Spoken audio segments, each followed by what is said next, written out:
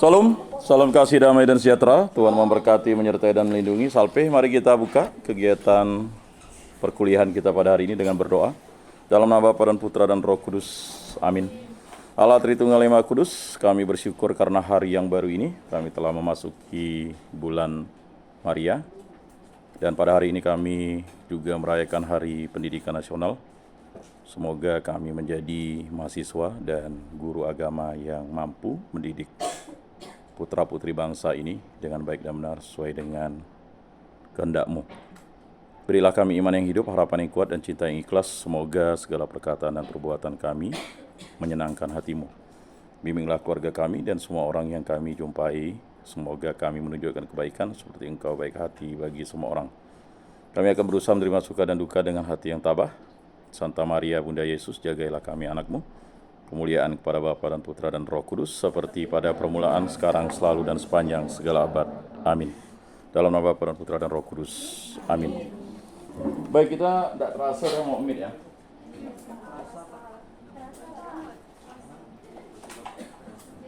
Jadi silakan cek di linknya, karena itu terhubung dengan dikti ya. Jadi kalian dianggap kelas yang tidak aktif. Jadi rata-rata nilainya 42,5. Jadi terus sekarang tuh semuanya serba digital. Dan dia tidak mengenal libur. Makanya kami itu sebenarnya sangat suka pas libur dan tidak mengajar. Dan bagi saya kan sebenarnya dibayar itu berdasarkan masuk. Nah, tapi kalau misalnya tidak masuk, namanya kita ini kuliah agama, berarti kita harus menggantikan jam yang tidak masuk itu di lain waktu. Apalagi nanti minggu depan itu Kamis itu libur. Habis itu 2 minggu lagi libur lagi saya, Kamis. Udah itu saya harus BIMTEK ke Bandung. Jadi setelah meet itu banyak kita tidak masuk. Jadi mau tidak mau untuk menggantikan waktu tidak masuk itu ya kita harus ada jam tambahan. Jam tambahan itu sebenarnya bukan menambah jadwal yang tidak ada, tapi hanya menggantikan jadwal itu di waktu yang lain. Berhubung dengan kegiatan dan aktivitas saya. Kecuali kalau memang saya dosen tetap di sini. Kalau dosen luar biasa itu kan karena tugas pokok saya selaku penyuluhnya. Jadi saya harus mengikuti tugas pokok. Kalau di sini kan sebagai tambahan dan proses untuk akselerasi bimbingan dan penyuluhan. Jadi kelas ini percontohan bagaimana kalian bisa melakukan kegiatan bimbingan dan penyuluhan. Baik, dalam sejarah gereja itu ya, ini tidak ada tinta ya.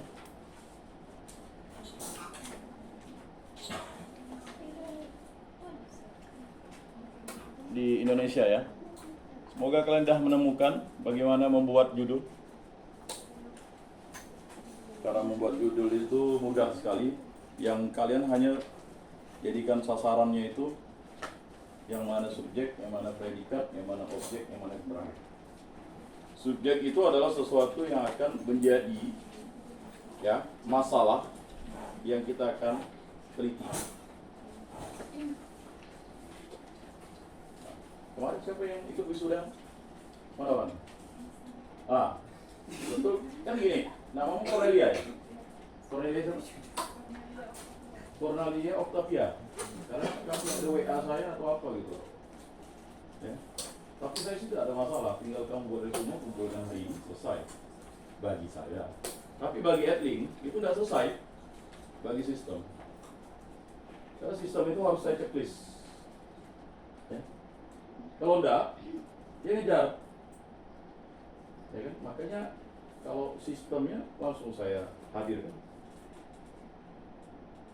Ya kan? Kalau enggak, nanti di akhir semester itu bisa enggak keluar nilaimu. Kalau misalnya kurang dari 75%. Biarpun nilaimu misalnya ujian 90, ya kan? 90, tapi gara-gara enggak masuk. Makanya saya supaya kalian itu bisa konsisten, bisa mengisi itu dan aktif itu ya di endingnya itu tetap harus diceklis kehadiran. Kalau misalnya saya bilang sakit, suratnya mana? Kalau saya bilang izin, suratnya mana? Itu kan di endingnya minta. Sekarang nggak bisa bohong gitu. Saya tidak masuk lalu saya isi adlink, faktanya saya tidak ngajar, kan begitu. Ketua sampai ke bawah, walaupun saya dosen luar biasa, terikat aturan. Pasti ditanya sama kaprodinya, ada dibuat jadwal tambahan apa? Nah, yang namanya kita kuliah agama ya tidak bisa berbohong. Kalau kuliah yang lain kan masih bisa lah, tapi kata masih bisa itu pun tidak profesional. Nah, dalam sejarah gereja di Indonesia itu ada hal yang kita akan lihat potensi. Nah, potensi. Ini potensi. Mengapa saya mengharapkan kalian? Ini mata kuliah ini sebenarnya agak susah dapat A. Karena mata kuliah ini sejarah. Sejarah itu sesuatu yang berpotensi untuk sangat sulit. Kalau kita tekstual. Ya kan? Kalau tekstual ya, ngampur ya. Kita kan harus textbook. Minimal kalian harus membaca 10 referensi dulu sebelum masuk kuliah. Semua mahasiswa. Ya kan? Kan tidak mungkin saya baca 1 tambah 1 sama dengan 2. 10 referensi. Sebelum mengajar ini saya harus mempersiapkan diri dulu sebelumnya. Oh, bukan pada saat semester ini, bukan. Sebelumnya, maka saya dikasih mata kuliah ini gitu. Saya harus membaca dulu semuanya.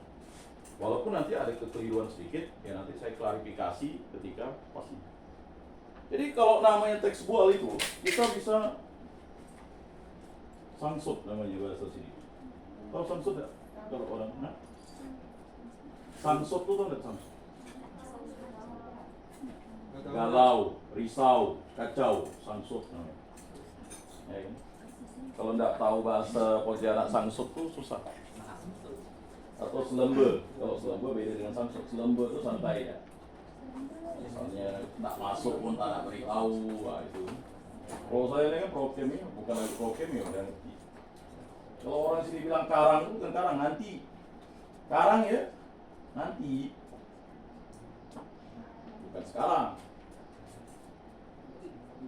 Jadi yang namanya sejarah gereja di Indonesia itu ada potensi apa yang harus kita maksimalkan, berdayakan, ya. Potensi apa? Ya kan? Kalau kalian lihat rututan, itu kan kita mulai belajar sejarah gereja Indonesia itu di abad 16. Mengapa abad ke-7 tidak dimasukkan di situ? Karena intervalnya jauh. Dari abad ke-16 sampai ke abad ke-7 itu, bayangkan, 16 kurang 7 itu ada sekitar, ya, berapa? Ya, ada 900 tahun yang harus dieksplorasi. Tapi di gereja Katolik it doesn't matter, karena dia ada catatan. Cuman persoalannya catatan itu, ya kan, tidak bisa sembarangan orang bisa mengeksplorasinya untuk kepentingan tertentu, karena bisa berdampak bagi, ya, macam-macam. Contohnya misalnya agama W.R. Supratman itu, mengapa sekian puluh tahun tuh baru ketahuan dia Katolik? Di buku ruang itu ada W.R. Supratman, Wage Supratman. Bahkan di kuburannya saja tidak ada simbol salibnya di situ. Apakah penting simbol salib di kuburan kita? Penting. Nah, penting bagi kita yang melihat. Sebenarnya tidak penting-penting amat kan. Tetapi, ya kan, ada norma yang harus dilaksanakan. Salib itu menjadi suatu tanda kemenangan yang diberikan Kristus kepada kita. Jadi itu menjadi utama, penting. Kalau sampai salib itu tidak ada, waktu misalnya pemberkatan makam, itu harus ada sesuatu yang kurang. Ada seorang pastor, itu saking sibuknya mungkin ya, dia meninggal kan, di salah satu paroki di kota Pontianak. Saking sibuknya itu salib tak terbawa. Akhirnya mau tidak mau ada umat harus pergi dari Ambawang sana, tapi sudah terlambat acara untuk ininya. Makanya jangan menganggap sesuatu itu tidak penting, padahal dia penting. Nah itu yang sering menjadi persoalan potensi di situ. Mengapa sejarah gereja di Indonesia ini penting untuk kita pelajari?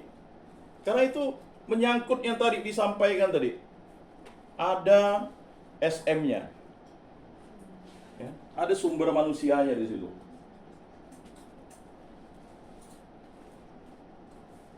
Mengapa? Ya, itu sesuai dengan amanat agung Yesus Kristus kan.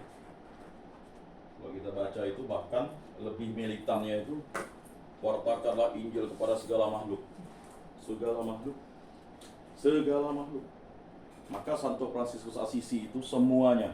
Hei saudara pohon, hei saudara anjing, hei saudara burung. Semua dianggap saudara. Karena memang itulah ajaran Santo Fransiskus Assisi. Semuanya saudara. Saudara bumi, bahkan maut dia bilang saudara. Saudara maut. Mengapa? Dia sudah mencapai level kesempurnaan berpikir, berperasa, dan bertindak.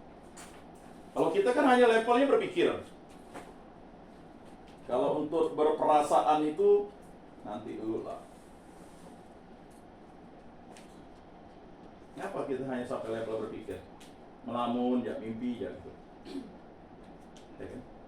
Kalau orang yang tidak memiliki iman itu, dia sampai level bertindak ya. Berpikir, berkata, berbuat, dia bertindak. Jatuhkan bumato, dia tidak pakai logika iman, ya kan? 36.000 orang mati, ya kan? Digas orang misalnya, jutaan meninggal. Jadi saudara-saudari yang terkasih, ada potensi di situ. Nah, potensi itu disebut dengan potensial ya. Itu kalau kita bahasa fisikanya itu kan potensial. Apa sih potensial itu? Ya kan? Jadi kan ada potensi. Potensinya adalah sumber manusianya. Maka yang dicatat itu sejarah gereja itu adalah sumber manusia yang menjadi misionaris di sini. Nah, kita berbicara misionaris kemarin, saya meminta Anda belajar tentang FX Franciscus Saperius.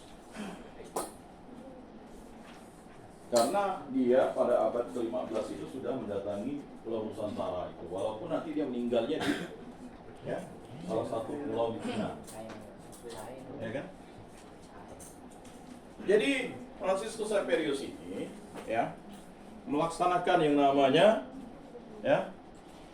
karena dia mendapat anugerah Allah. Kemudian dia dipanggil Jadi lalu dia ke bawah diutus. Jadi menjadi orang Katolik itu kan kita bersyukur karena anugerah. Pada pertemuan kemarin itu saya hanya mau menganalogikan atau melogikakan menjadi Katolik itu adalah anugerah. Tidak semuanya orang bisa dipanggil menjadi Katolik. Maka kalian adalah orang yang mendapat anugerah itu. Kalau kalian dipanggil untuk kuliah di Selatan. Kalau kalian dipanggil, berarti kalian akan diutus. Ya kan? Nah, itulah karya misionaris itu. Makanya karya misionaris itu di Indonesia itu kan dengan metodenya tidak langsung memasukkan orang di agama. Terus gitu, tidak ada. Yang pertama yang dilakukan apa? Karya-karyanya. Karya kesehatan dulu. Kemudian karya pendidikan. Berikutnya karya sosial. Keempatnya karya nyata. Karya nyata itu apa? Ada bangunan-bangunan yang menjadi fundamental. Misalnya bangunan gereja dan sebagainya. Kemudian ada yang kelima. Karya apa? Karya apa? karya keselamatan ya pasti di atas lah. Ya. Ini kan karya kesehatan. Coba kalian baca loh itu, karya pendidikan, karya sosial, karya nyata, karya apa lagi? Ya kan? Tahun ini karya sosial ekonomi. Karya pewartaan. Sebelum karya pewartaan ini dilakukan oleh gereja, karya kesehatan, karya pendidikan, karya sosial ekonomi, karya nyata, karya apa ini? Tidak baca? Yang bisa menjawab karya apa?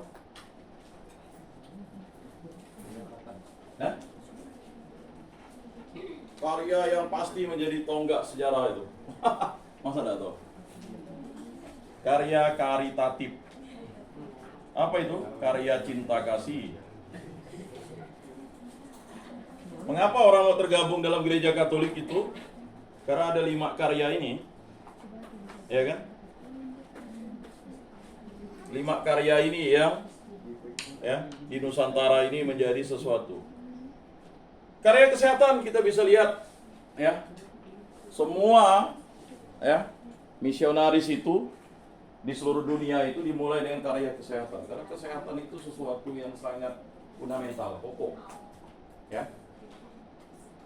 Apalah artinya orang itu bisa kaya tapi tak sehat. Ya, makanya hampir rata-rata itu mulai dari klinik atau misalnya mulai dari praktek-praktek keperawatan kesehatan. Nah, itu dia karya kesehatan. Makanya jangan heran misalnya. Ya, kita contohkan saja di Kuskupan Agung Pontianak itu karya kesehatan itu ada berapa? Ya, ada rumah sakit Santo Antonius, ada rumah sakit lepra di Singkawang pernah mengunjungi? Nah, itu ya. Karya kesehatan itu. Karena karya kesehatan itu bukan sesuatu yang mudah. Ya. Jadi dimulai dari misalnya masuk di pedalaman yang menggunakan praktek kebidanan dari turun-temurun kan. Ya, itu sesuatu yang sampai sekarang pun masih menjadi pengobatan alternatif. Bahkan bagi orang-orang yang sebenarnya notabene dia sudah paham tentang agama, masih gak dia melakukan praktek-praktek itu? Lumrah-lumrah saja, karena memang kekatolikan baru masuk di sini ya kurang lebih mau 100 tahun. Ya kan? Jadi merubah pemikiran kita itu tidak mudah, mindset. Jadi kalau kita misalnya berbicara tentang sejarah gereja di Indonesia itu kan, kita pasti lihatnya di sini ini kan hanya perspektif saja. Apa perspektif itu? Dalam kita menyikapi itu, perspektif itu atapnya.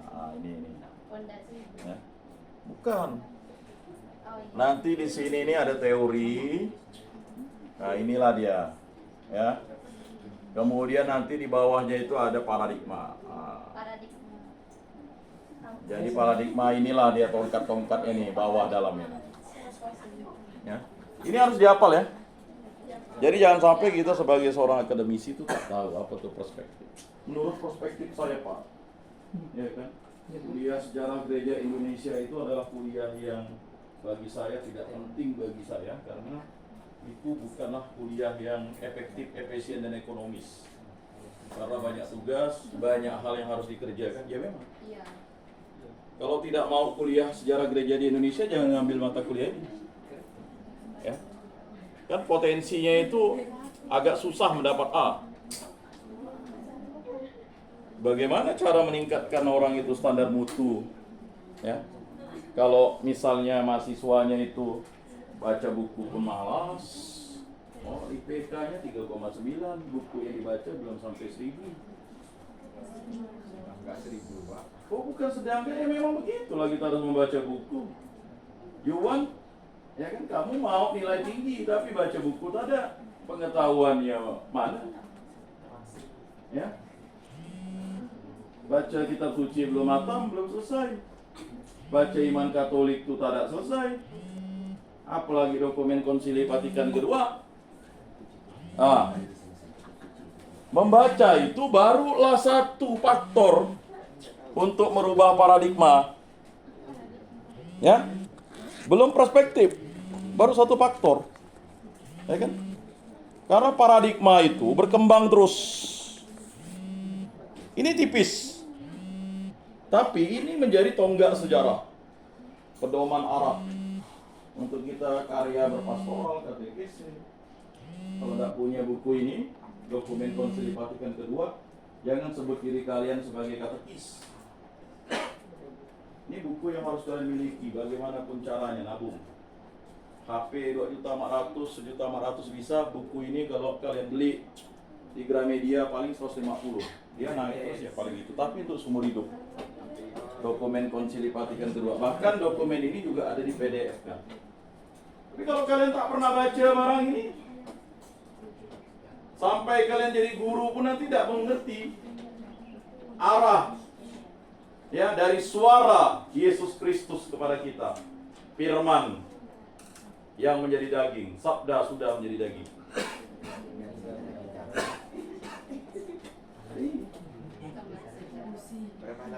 Ya kan? Ini yang kecil.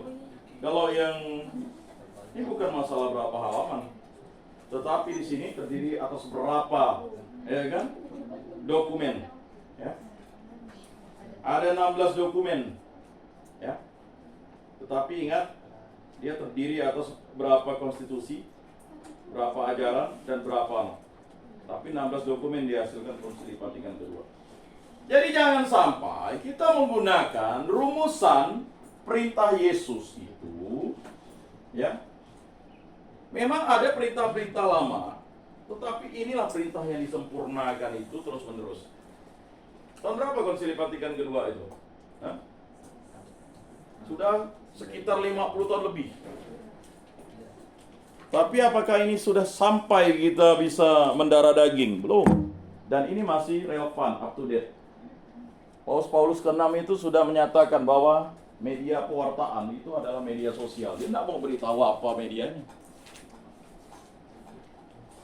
Makanya paradigma itu. Makanya sejarah gereja di Indonesia ini ingin melihat paradigma apa yang dilakukan oleh Fransiskus Saperius bisa sampai ke Nusantara. Kalau bagi orang akademisi, paradigma itu agamanya. Jadi agama kita itu ada dua, kalau menurut orang sosial. Agama kepercayaan kita, yang kita anut. Yang diakui di Indonesia itu ada 6 agama.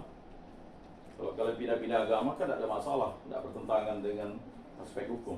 Hanya bertentangan dengan ya kan, ajaran gereja Katolik. Ya kan? Ya, masalah moral bergantung. Moral Kristiani, moral Katolik dengan moral agama lain berbeda. Kalau di Katolik itu misalnya kita kawin dua itu adalah aib, ya kan? Kutukan, celaka. Tapi bagi iman lain itu tidak masalah.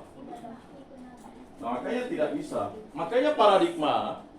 Nah, tetapi ada paradigma yaitu pengetahuan. Inilah yang ya menyatukan kita waktu di SD, SMP, SMA loh. Kita belajar ya mata pelajaran yang sama dan sebagainya. Ada paham ya? Kita paham sedikit lah untuk paradigma. Tapi saya tidak berbicara di situ. Karena bicara tentang ilmu sosial itu kan berkembang terus. Lalu ada teori, lalu perspektif. Makanya sejarah gereja di Indonesia itu, ya, dimulai dari paradigma, lalu ada teori, ada perspektifnya. Fransiskus Saperius itu punya paradigma yang kuat. Apa itu? Yesus Kristus lah paradigmanya. Paradigma kalian sebagai calon guru agama Katolik atau katekis atau mahasiswa itu adalah Yesus Kristus. Makanya seluruh mahasiswa yang mengambil mata kuliah di sini harus beragama Katolik. Ya kan? Harus dibaptis. Ada dulu ya. Dia mau masuk di sekolah tinggi pastoral IP Malang itu, dia belum dibaptis. Ya enggak bisa memang.